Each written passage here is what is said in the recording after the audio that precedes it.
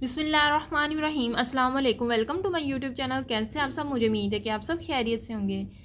आज चैप्टर 14 का lecture number 3 है, 10th क्लास केमिस्ट्री। इस टॉपिक का नाम है हीटिंग एंड कूलिंग कर्व्स। बहुत इजी सा टॉपिक है, ये लॉन्ग में भी आ सकता है, तो आपने इसको अच्छे से समझना है। सिर्फ आपने इसको अंडरस्टैंड करना है।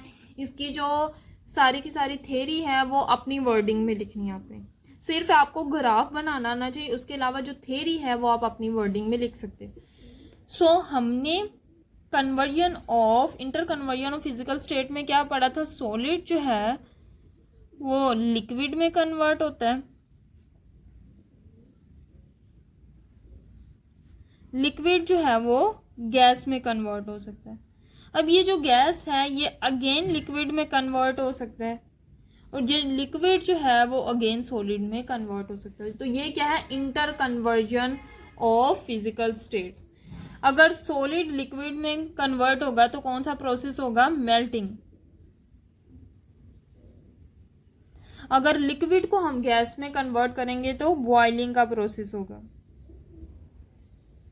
अगर हम गैस को लिक्विड में कन्वर्ट करें तो कंडेंसेशन का प्रोसेस होगा। अच्छा, ये तीनों तो हमने पहले भी पढ़े हुए, लेकिन लिक्विड को सॉलिड में कन्वर्ट करें तो ये हमने पहले नहीं पढ़ा। लेकिन हम डेली लाइफ में लिक्विड को सॉलिड में कन्वर्ट करते कैसे? हम वाटर लेते हैं, वाटर को फ्रीजर में रखते हैं और वो आइस में कन्वर्ट होती है। आइस क्या है? सॉलिड। तो लिक्विड को हम सॉलिड में किस तरह कन्वर्ट करते हैं? फ्रीजिंग से। ये 4 इंटर कन्वर्जन है। सॉलिड से लिक्विड, लिक्विड से गैस, गैस से लिक्विड, लिक्विड से सॉलिड। इन सारी inter conversion of physical states को हम एक ग्राफ की मदद से एक्सप्लेन करेंगे। ग्राफ कैसे होगा? सिंपल, ये ग्राफ होगा इंटरनल एनर्जी और एक्स एक्सिस पे होगी हमारी इंटरनल एनर्जी,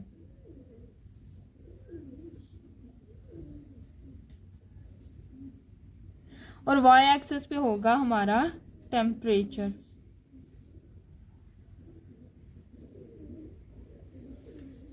ये सिंपल हमारा ग्राफ होगा।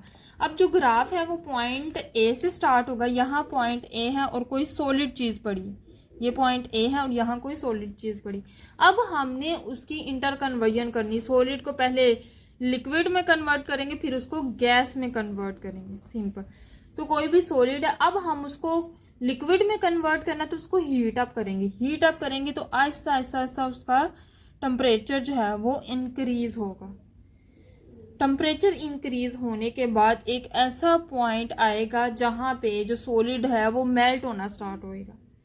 पहले हमने सॉलिड को टेम्परेचर दिया, हीट दी, तो उसका टेम्परेचर इंक्रीज किया है। ये जो कर्व जो ऊपर को जा रही है टेम्परेचर इंक्रीज को शो कर रही है। टेम्परेचर ऐसे इंक्रीज कर रहा है ना, ऊपर को टेम्परेचर इंक्रीज कर रहा है।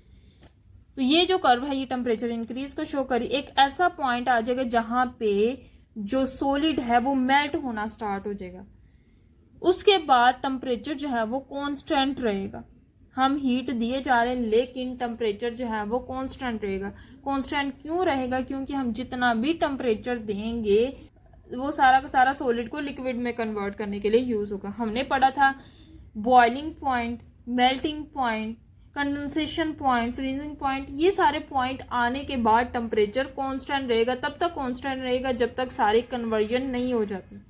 यहाँ हमारा आया है मेल्टिंग पॉइंट।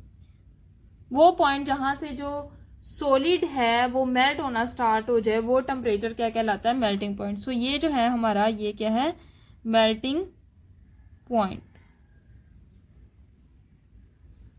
यहां से हमारा जो सॉलिड था वो मेल्ट होना स्टार्ट हो गया। तब तक टेम्परेचर कांस्टेंट रहेगा जब तक वो लिक्विड में कन्वर्ट नहीं हो जाता। इस पॉइंट को कह दे पॉइंट बी, और ये जो पॉइंट है ये है पॉइंट सी। पॉइंट बी से लेकर सी तक टेम्परेचर कांस्टेंट रहता है। तब तक कांस्टेंट रहता है जब तक सारा का सारा सॉलिड लिक्विड में कन्वर्ट नहीं हो जाता। क्यों कांस्टेंट रहता है? क्योंकि जो भी हम हीट प्रोवाइड कर रहे होते हैं वो सॉलिड को लिक्विड में कन्वर्ट करने के लिए यूज हो रही होती है, इसलिए टेम्परेचर जो है वो कांस्टेंट रहता है।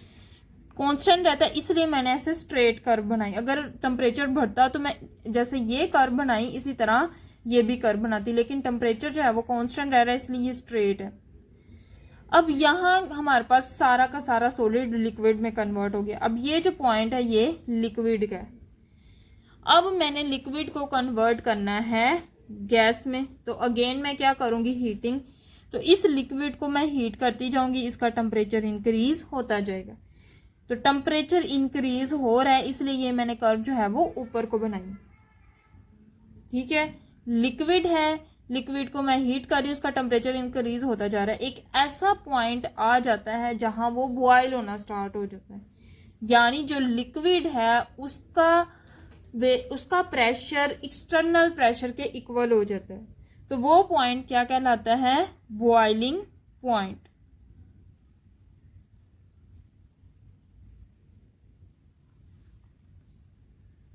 इस पॉइंट को कहते हैं पॉइंट डी। जो लिक्विड है, यहाँ हमारा क्या था, लिक्विड जो है वो गैस में कन्वर्ट होना शुरू हो गया, बॉयल होना शुरू हो गया। अब बॉइलिंग पॉइंट आने के बाद जो टेम्परेचर है वो कांस्टेंट रहेगा।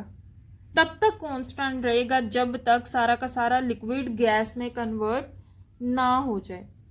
क्यों कांस्टेंट रहेगा, क्योंकि जो भी हम टेम्परेचर प्रोवाइड करेंगे वो सारा का सारा लिक्विड को गैस में कन्वर्ट करने के लिए यूज होगा, और तब तक कांस्टेंट रहेगा जब तक सारा का सारा लिक्विड कन्वर्ट नहीं हो जाता गैस में। सो ये पॉइंट है हमारे पास पॉइंट डी। पहले हमारे पास था पॉइंट ए सॉलिड, उसको हम हीट किया तो पॉइंट बी आया, जहां से वो मेल्ट होना स्टार्ट हुआ, और तब तक मेल्ट होता रहा जब तक वो लिक्विड में कन्वर्ट नहीं हो गया। लिक्विड में वो पॉइंट सी पे कन्वर्ट हो गया। अब हमने उसको गैस में कन्वर्ट करना, हम उसको फर्दर हीट करेंगे तो उसका टेम्परेचर जो है वो इंक्रीज करेगा। हीट हम दे रहे हैं लेकिन टेम्परेचर कांस्टेंट है, क्योंकि सारा का सारा जो हम हीट दे रहे हैं वो लिक्विड को गैस में कन्वर्ट करने के लिए यूज हो रहा है। उसको हम रिप्रेजेंट करें लाइन डी से ई तक। अब यहाँ हमारे पास सारी की सारी गैस बन चुकी है, लिक्विड जो है वो गैस में कन्वर्ट हो गया। फिर हम टेम्परेचर देंगे तो जो गैस है उसका टेम्परेचर इंक्रीज करेगा। सो ये जो कर्व है ये गैस के टेम्परेचर इंक्रीज को शो करी। सो ये जो कर्व हमें ऑब्टेन हुई है इसको हम कहेंगे हीटिंग कर्व। फिगर क्या है या ग्राफ क्या है हमारे पास, हीटिंग कर्व।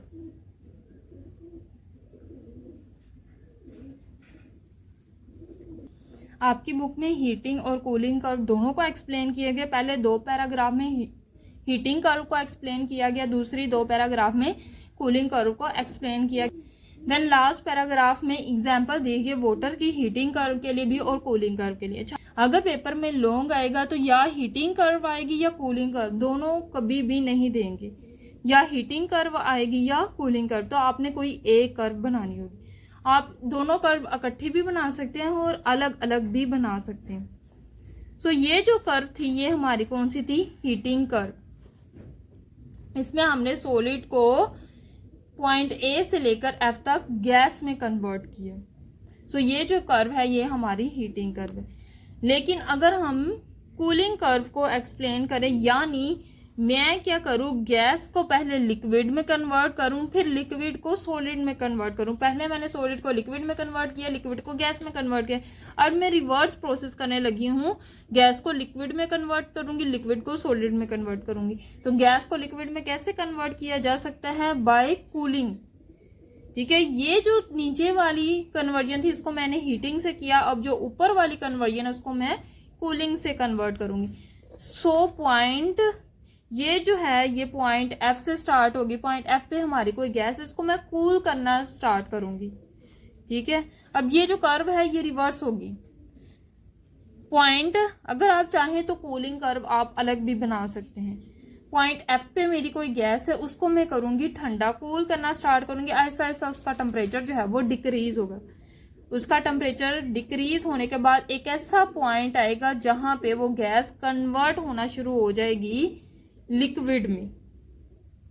इस पॉइंट पे क्या होगा, जो गैस है वो लिक्विड में कन्वर्ट होना शुरू हो जाएगी। सो ये जो पॉइंट है ये पॉइंट क्या कहलाएगा, कंडेंसेशन पॉइंट। कंडेंसेशन पॉइंट या लिक्विफिकेशन पॉइंट भी कह सकते हैं। कंडेंसेशन पॉइंट या लिक्विफिकेशन पॉइंट। अब ये जो पॉइंट है यहाँ पे जो गैस है वो लिक्विड में कन्वर्ट होना स्टार्ट होगी।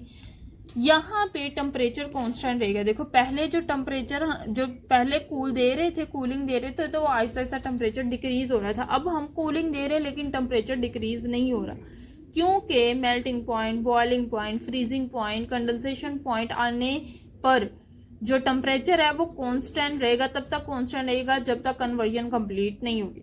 कंडेंसेशन आने के बाद पॉइंट जो है, कंडेंसेशन पॉइंट आने के बाद जो टेम्परेचर है वो कांस्टेंट रहेगा। तब तक कांस्टेंट रहेगा जब तक सारा का सारा जो गैस है वो लिक्विड में कन्वर्ट ना हो जाए।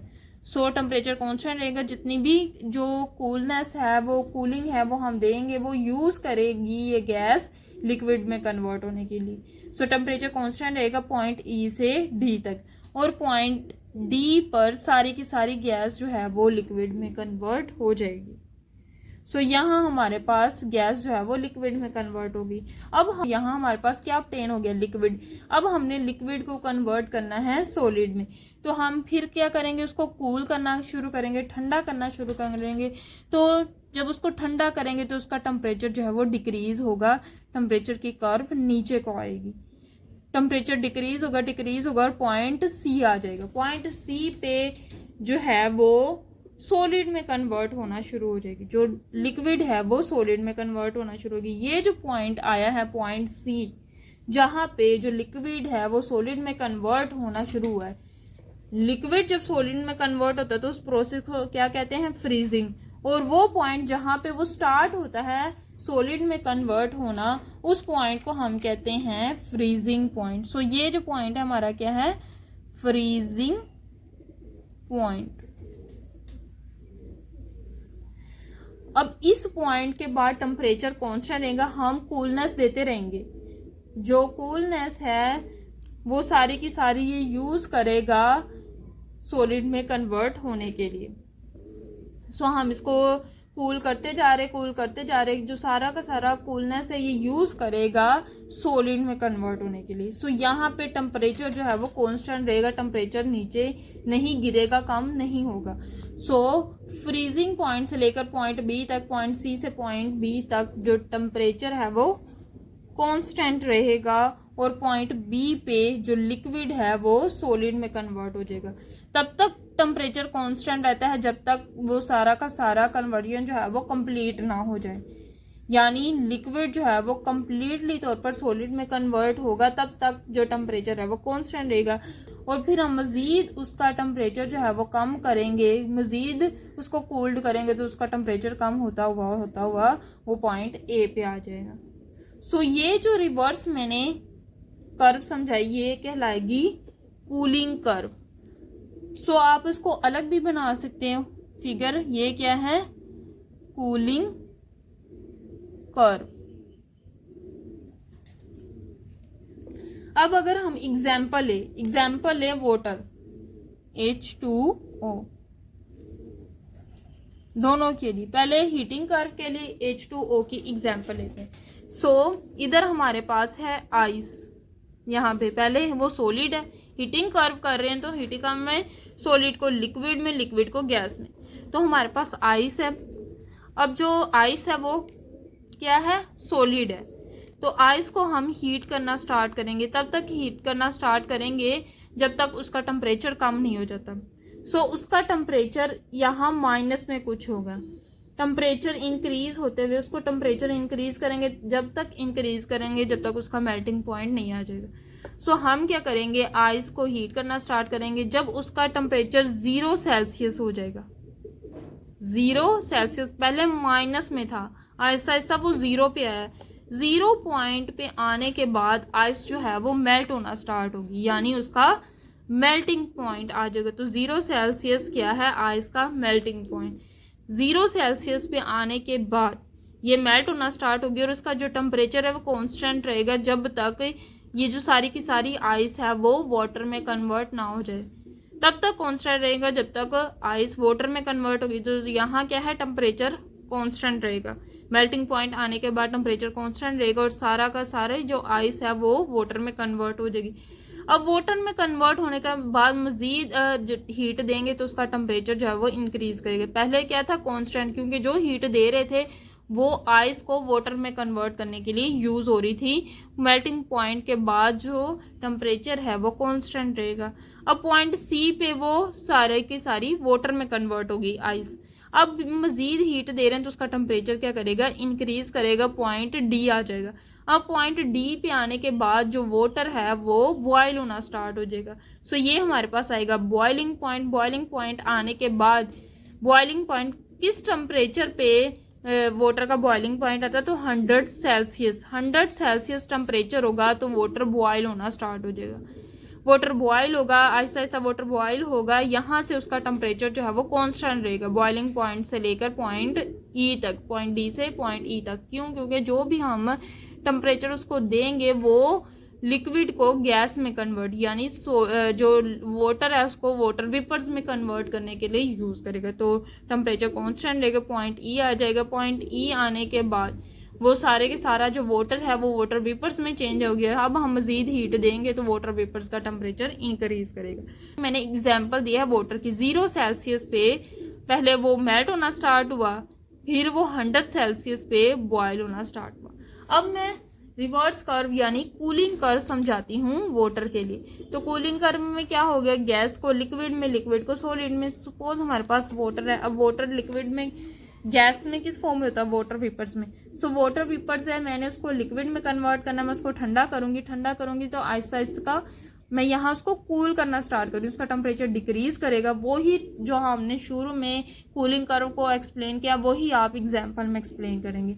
तो पॉइंट ई आ जाएगा। पॉइंट ई पे उसका टेम्परेचर यहाँ कुछ लगा लो 200 या 300 सेल्सियस इसका टेम्परेचर होगा। सपोज ये वैसे बुक में नहीं है, मैं सपोज बता रही हूँ। फिर आहिस्ता आहिस्ता हमने इसको कूल किया, ठंडा किया, तो एक पॉइंट आएगा, पॉइंट जहाँ पे जो वेपर्स हैं वो वाटर में कन्वर्ट होना शुरू हो जाएंगे। उस पॉइंट को हमने कहा कंडेंसेशन पॉइंट। तो कंडेंसेशन पॉइंट पे टेम्परेचर क्या होगा, देखो बॉइलिंग पॉइंट पे टेम्परेचर क्या था, 100 सेल्सियस, ऐसे है ना टेम्परेचर। तो देखो पॉइंट ई पे भी तो वही टेम्परेचर है, तो पॉइंट ई पे भी क्या होगा, 100 सेल्सियस टेम्परेचर। यानी 100 सेल्सियस टेम्परेचर होगा तो जो वाटर है वो, जो वेपर्स हैं वो वाटर में कन्वर्ट होना शुरू हो जाएंगे। क्योंकि गैस को भी हम स्टडी कर रहे हैं तो वेपर्स जो हैं वो गैस है। तो 100 सेल्सियस टेम्परेचर पे वेपर्स जो है वो वाटर में कन्वर्ट होना स्टार्ट हो जाएंगे। अब टेम्परेचर कांस्टेंट रहेगा क्योंकि जितनी भी कूलनेस है वो वेपर्स को वाटर में कन्वर्ट करने के लिए यूज़ हो रही है। जब पानी बन जाएगा, वाटर बन जाएगा, तब टेम्परेचर हम उसको कूल करेंगे तो टेम्परेचर डिक्रीज करेगा। तब तक डिक्रीज करेगा जब तक वो सॉलिड में कन्वर्ट ना हो जाए। तो यहाँ से जो वाटर है वो सॉलिड में कन्वर्ट यानी आइस में कन्वर्ट होना स्टार्ट होगा। तो इस पॉइंट पे टेम्परेचर क्या होगा, अगर आप देखें तो मेल्टिंग पॉइंट पे टेम्परेचर क्या है, 0 सेल्सियस, और यही तो वही टेम्परेचर है, सेम टेम्परेचर है ना। तो फ्रीजिंग पॉइंट भी क्या होगा, 0 सेल्सियस। 0 सेल्सियस टेम्परेचर यानी इतना टेम्परेचर जब कम हो जाएगा तो जो आइस है वो, जो लिक्विड वाटर है वो आइस में कन्वर्ट होना स्टार्ट हो जाएगा। फ्रीजिंग पॉइंट आने के बाद टेम्परेचर कांस्टेंट रहेगा, तब तक कांस्टेंट रहेगा जब तक सारा का सारा वाटर जो है वो आइस में कन्वर्ट हो जाएगा। इस पॉइंट पे वो आइस में कन्वर्ट होगा और फिर हम उसको मजीद कूल करेंगे तो उसका टेम्परेचर डिक्रीज हो जाएगा और वो पॉइंट ए पे आ जाएगा। सो ये एग्जाम्पल थी वाटर की हीटिंग कर्व के लिए और कूलिंग कर्व के लिए। देन है क्विक चेक 14.2। सो इसके 2 शॉर्ट क्वेश्चन है, इसको देख लेते हैं।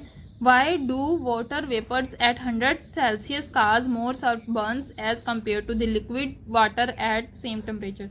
तो क्वेश्चन में क्या पूछा गया है कि अगर वाटर वेपर्स हैं, 2 चीज़ें हमारे पास, वाटर वेपर्स हैं और लिक्विड वाटर है, तो कह रहे हैं जो वाटर वेपर है वो 100 सेल्सियस पे स्किन, हमारी जो स्किन है उसको बर्न करते हैं। अगर वाटर वेपर्स कहीं पड़े तो वहाँ जलन महसूस होती है, लेकिन इसी तरह लिक्विड वाटर है वो पड़े तो जलन महसूस नहीं होती, चाहे टेम्परेचर जो है वो सेम हो।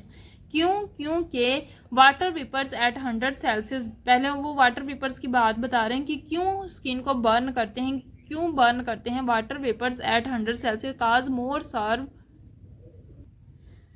burns because it contain extra thermal energy called heat of vaporization which is released onto skin as steam condense back into the liquid। वो कह रहे हैं कि जो वाटर वेपर्स हैं उसमें एक्स्ट्रा थर्मल एनर्जी होती है जिसको हम कहते हैं हीट ऑफ वेपराइजेशन। इसलिए तो वेपर्स में एक जो है वो लिक्विड वाटर है, एक क्या है, वेपर्स है। अब जो लिक्विड वाटर है वो बर्न नहीं करेगा, जबकि वेपर्स जो है वो बर्न करेंगे, क्योंकि जो वेपर्स हैं उनमें हीट ऑफ वेपराइजेशन है। वो हीट जिसकी मदद से वो वेपर्स में कन्वर्ट हुए हैं उसको क्या कहेंगे, हीट ऑफ वेपराइजेशन। तो वेपर्स में होती है हीट ऑफ वेपराइजेशन, वो है इसकी एक्स्ट्रा थर्मल एनर्जी। अब कोई वेपर स्किन पे पड़ेगा, is released on to the skin. जब वो स्किन पे पड़ेगा तो वो वेपर से लिक्विड वाटर में कन्वर्ट होगा। तो कन्वर्ट होने के लिए कंडेंसेशन का प्रोसेस होगा, तो वो क्या करेगा, release on to the skin as steam condense back into the liquid water. जो वो स्किन पे पड़ेगा तो वो हीट एनर्जी रिलीज करेगा। वो जो एनर्जी हीट ऑफ वेपराइजेशन उसके पास एक्स्ट्रा है, जब वो स्किन पे पड़ेगा तो उस हीट ऑफ वेपराइजेशन को रिलीज करेगा और वो कंडेंस हो जाएगा लिक्विड वाटर में। इसलिए जो वाटर वेपर्स हैं वो शार्प बर्न्स करते हैं as compare to the liquid water. Then question 2 है, why do we feel comfortable wearing cotton clothes in summer. वो कह रहे हैं कि हम कॉटन के कपड़े गर्मियों में पहनते हैं तो उसमें हम कंफर्टेबल क्यों फील करते हैं एज कंपेयर टू अगर हम गर्मियों में सर्दियों के कपड़े पहने तो उसमें हम कंफर्टेबल क्यों नहीं फील करते। क्यों कि कॉटन क्लॉथ होते हैं कंफर्टेबल हैं in summer because they are breathable. अगर आप देखो जो कॉटन के क्लॉथ्स होते हैं ना वो बहुत बारीक होते हैं। बारीक होने का मतलब ये कि उनमें से हवा गुजर सकती है। ब्रीथेबल का मतलब ये कि उन कपड़ों में से हवा गुजर सकती है। अब हवा गुजरेगी, जो स्वेट है, पसीना है, वो क्या करेगा, इजीली हीट को ऑब्जॉर्ब करेगा और विच देन एवेपोरेटेड और in the form of vapours जो हैं वो उड़ जाएगा। पसीना in the form of vapours उड़ जाएगा और हमें जो है वो कूलनेस फील होगी। देखो जहाँ बॉडी पे पसीना आ जाए, स्वेट आ जाए, तो अगर हम फैन चला दे तो क्या होता है, पसीना उड़ना स्टार्ट हो जाता है और हमें ठंडक महसूस होती है। अचानक ऐसे होता है ना कि अगर लाइट बंद हो, पसीना आ जाए, स्वेट आ जाए, तो लाइट आने पे हमें अचानक ठंडक फील होती है, कूलनेस फील होती है, तो वो इसी वजह से होती है। आज का हमारा टॉपिक था हीटिंग एंड कूलिंग कर्व। इसको हमने डिटेल से अच्छे से समझा। अब ये जो सारी थ्योरी जो मैंने अपनी वर्डिंग में एक्सप्लेन किया वो सारा का सारा थ्योरी में एक्सप्लेन किया गया। अब अगर आप देखें तो यहाँ से लेकर यहाँ तक तो पहले इंट्रोडक्शन है कि हम क्या करेंगे, कर्व में कूल करेंगे, ठंडा करेंगे, इंटरनल एनर्जी लेंगे। ये देखें ग्राफ बनाएंगे between the internal energy and temperature of the system. इस ग्राफ को हम क्या कहेंगे, cooling curve and heating curve. Then यहाँ से हमारी हीटिंग कर्व स्टार्ट हो रही, यहाँ से लेकर यहाँ तक जो है हमारी हीटिंग कर्व है। सारा का सारा हीटिंग कर्व को एक्सप्लेन किया। सो यहाँ तक हमारी जो है वो हीटिंग कर्व है। हीटिंग कर्व अगर पेपर में है तो सिर्फ आपने यहाँ तक करनी है। उसके बाद हीटिंग कर्व में साथ आपने ये वाटर की एग्जाम्पल करनी है। यहाँ से आपने हीटिंग कर्व की एग्जाम्पल करनी यहाँ तक। अगर आपको पेपर में हीटिंग कर्व लॉन्ग के लिए आ जाए तो ऊपर वाला जो हिस्सा बताया वो करना और उसके साथ ये एग्जाम्पल करनी है वाटर की। ये सारा हो गया हीटिंग कर्व के लिए। अब हम करते हैं कूलिंग कर्व के लिए।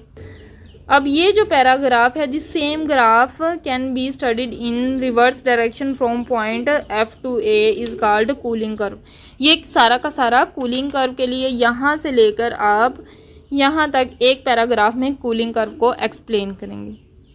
इसको अगर ये लॉन्ग में आ जाए तो यहाँ से लेकर यहाँ तक सिर्फ आपने लिखना है।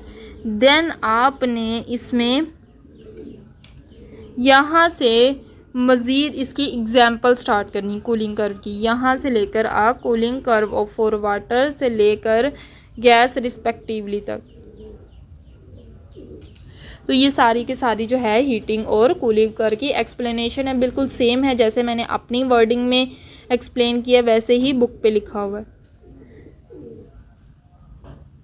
सो ये थी आज की वीडियो। मुझे उम्मीद है कि आपको वीडियो पसंद आई होगी। वीडियो अच्छी लगी तो वीडियो को लाइक करें और मज़ीद इसी तरह की वीडियोस के लिए मेरे चैनल को सब्सक्राइब करें। दुआओं में ज़रूर याद रखिएगा। अल्लाह हाफिज़।